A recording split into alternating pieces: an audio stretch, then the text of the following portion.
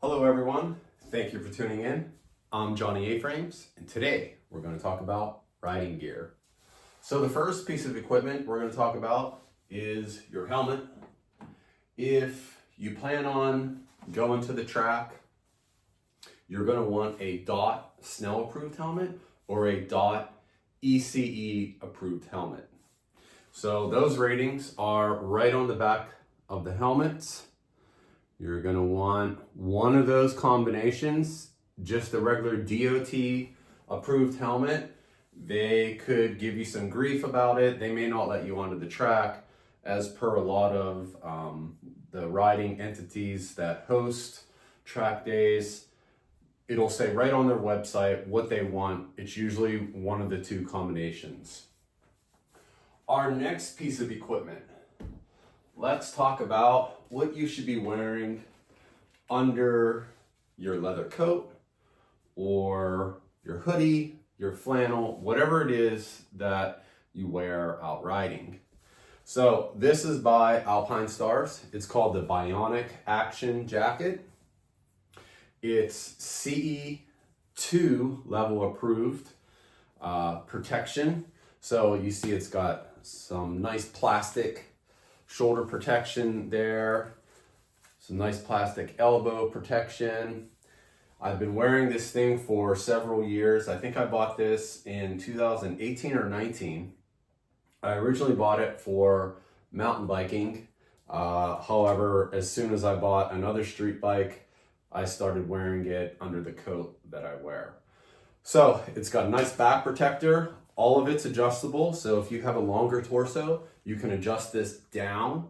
Some of the cheaper brands may not have these adjustments. They might. Look closely, look at the description, and make sure it's got all the adjustments that you want. So moving on, and it's also got a kidney belt. However, this doesn't really fit my waist or my stomach area. So if you got a narrow stomach area or a flat stomach, it may not fit you properly. I do wear a kidney belt underneath of that before I put it on, which is just basically, it's just a simple kidney belt. I bought this off of Amazon. It was very cheap. I forget how much it was. The company is Moto Wolf.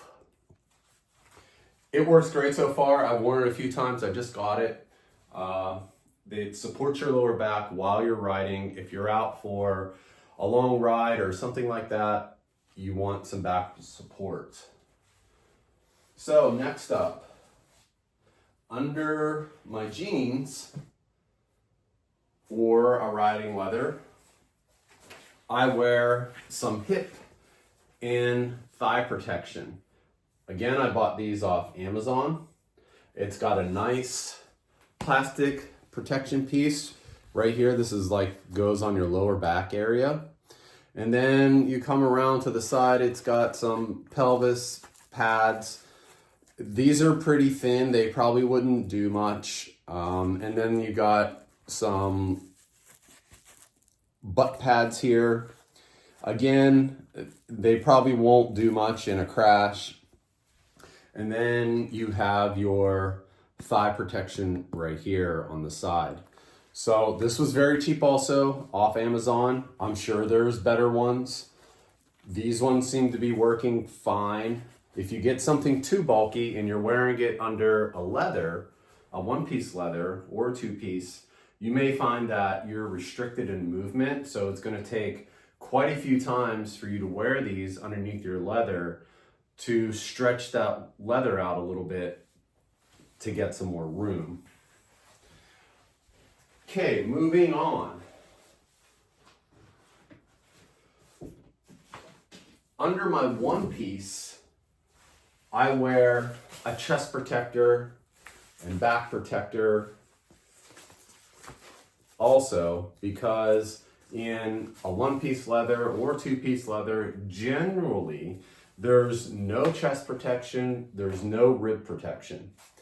A lot of them do have a back protector. It's usually a pretty thin pad. It's maybe at most 3/4 of an inch thick. It will help out if you would land on your back. I think this is the next best option. They do have just back protectors that are really long. You can see this one's a little bit short. This is the back. It's a little bit short, however, in combination with these, I have very little exposed. So in all reality, if you look, there may be a couple of inches exposed. However, still a good combination, still better than wearing just the pads that come in your coat. So next, let's move on to knee protection. So you're gonna wanna wear some sort of knee protection. These are skateboarding knee pads. I've had these for a very long time.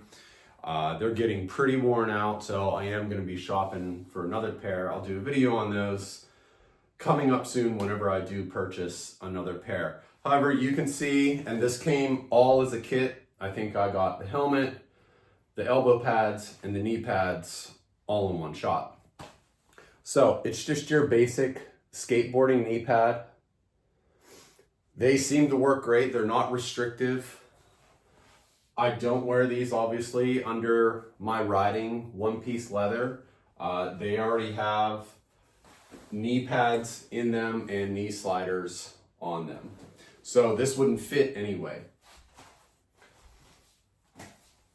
Now, moving on to your riding coat. I bought this from OfferUp. It came with a pair of pants. It's a two-piece. The pants do zip on all the way around. So I could potentially wear this out on the track. Even though I wouldn't, I pretty much just wear this on a cooler day or morning when I go out riding. This jacket offers no protection for the shoulders nor for the elbow. So there's nothing. So that's why I wear the Bionic jacket under it. With that, I feel pretty safe and protected. Now on hotter days, I'm gonna wear a perforated coat. I've had this coat for a very long time. It's probably at least 10 years old. This coat has a little bit of padding here in the shoulder. As you can see, this wouldn't offer any sort of protection in a crash situation. So it does have a back protector. It's very thin. You can change that out. As long as you find one the same length, but you can see it's pretty thin. I don't want to really take it out of there, but it's pretty thin. It's maybe 1/4 inch. So that's not going to offer much in terms of protection. It doesn't have any elbow protection. So you can see why I wear the Bionic coat under it. Now let's move on to gloves. So when I'm just out riding on the street, I wear a simple glove, carbon fiber knuckle. They're vented. They have the grippy material in the palm, on your pinky finger, and they also have a carbon fiber slider here. The only thing I didn't like about these gloves when I first got them, and they are by Jag. I believe I bought these off Amazon or eBay, one of the two. What I didn't like about these gloves when I first bought them is this carbon fiber slider in the palm took a while for it to break in when I was first riding. So I could feel it hitting the grip and pressing on the grip and pressing on my palm while I was riding. They're broken now. The left one is a little more dented in, as you can see, than the right one, which basically doesn't even really have any indentation from the grip. So that's my only sort of gripe about these. Other than that, they work great, especially after they broke in. When I first got them, for whatever reason, my right thumb would feel constricted more so than my left. I guess maybe it's bigger, I'm not sure. That would be my guess. And then it took a good while for it to break in, to stretch out enough to where now when I'm riding, my right thumb doesn't go numb. Always a plus. So let's move on to our boots. I just got these boots not too long ago.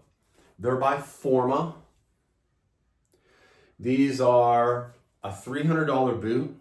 I do have another pair of boots. They're by Sedici, the Sedici Corsa boot. Very similar boot. However, this one is just a little more narrow in the toe box. As you can see, it's a pretty narrow toe box. So if you have a wide foot, your feet are probably going to go numb until this boot breaks in. And this isn't leather. This is a composite leather, as they call it, or a microfiber leather. They call it something like that. It's supposed to be more durable than regular leather. We will see. I've only worn these boots 2 or 3 times now. I do like them, other than my feet are going numb. When I wore them the second time, it was a little bit better. I wore the left one a little looser than the right one because my left foot was going numb first. They're not a bad boot for the money. They're well protected. As you can see, it's got a hard plastic shin protector. It's got this little slider right here. It's got the back of the calf protection. It's got this little loop that comes up, connects on both sides. You can see here. And it's got an adjustable strap. So, and it's got your release button. So it's real easy just to release that. And then it's got the zipper here. You can zip it up, push that over, Velcro it, and then you can use your strap to tighten down the boot.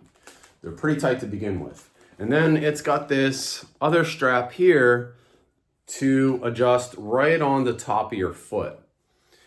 You would have to have really narrow feet to have this strap crank down. Other than that, they're going to be a great boot once they break in. Now let's talk riding leathers. So my one-piece leather that I wear sometimes out street riding, a lot of times I just wear it on the track. This leather here is by Motorosa. They're a local San Diego company. They're relatively new. I don't know exactly when they started. I ride with these guys sometimes. This is a really good suit for around the same cost as any other suit that you can get with the same amount of protection. They will custom fit these suits for you. So if you wear an airbag system under your suit, they'll size the suit to accommodate that airbag after it expands. Now for this suit, it's got good shoulder protection. It's got elbow sliders. And this pad goes, you can see it, you can see the stitching, how big the pad is underneath of it. It's top quality leather. I really like this suit.